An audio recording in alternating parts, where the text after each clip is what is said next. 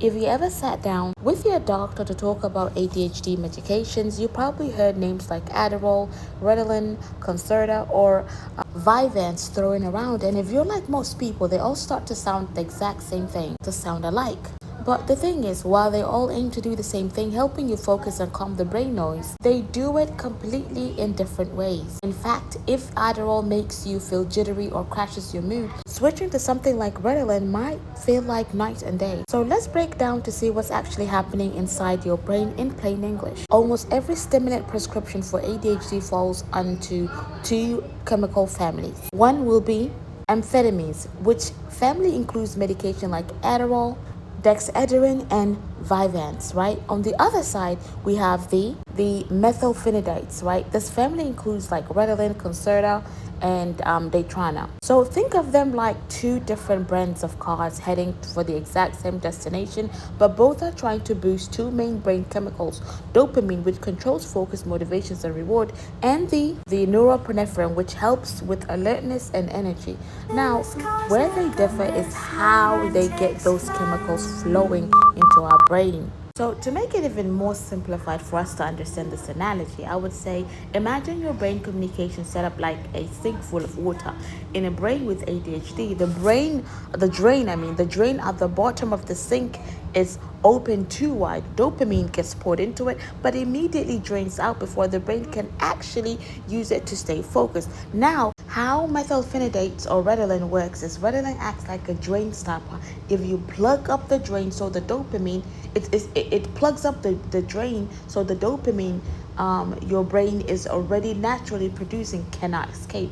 It builds up in the sink, giving our brain time to use it. Simple, smooth, and effective. Now, amphetamines like Adderall, which does the exact same thing, but it steps further, right?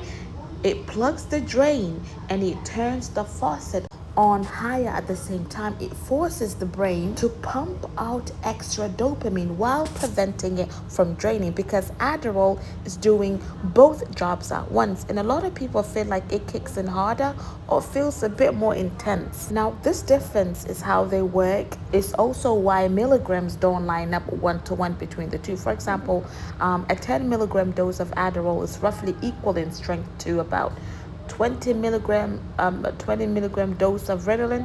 So if you ever switch from Adderall to Ritalin and see your dosage number double at on the prescription bottle, don't be alerted, don't be panicking. You aren't taking twice medication. Ritalin just requires a higher milligram count to achieve the same strength. I'm on Adderall myself, okay? So, and duration also makes a difference. Short acting versions like Ritalin usually last about 3 to 4 hours. I tried it, while short acting Adderall lasts about 4 to 6 hours. Now we have extended release options like Concerta or Adderall XL are designed with special coding or like a beat system to release slowly throughout on an 8 to like 12 hours, I believe, 8 to 12 hours a day. So why does this matter to you? I would say because every brain chemistry is completely unique. Roughly 85% of people with ADHD will find significant relief from a stimulant, but most people perform much better on one specific family over the other. So it could be the amphetamines family or the methylphenidate family. So if Adderall leaves you feeling anxious, it gives you harsh crash in the afternoon, or loses its punch at 20 milligram, it doesn't mean ADHD medications don't work for you. It just means that your brain prefers a drain stopper like the methylphenidate family instead of the extra pump from amphetamines, or vice versa. Some people find Ritalin too weak or it gives them a headache, but do wonderfully on Adderall or Vyvanse.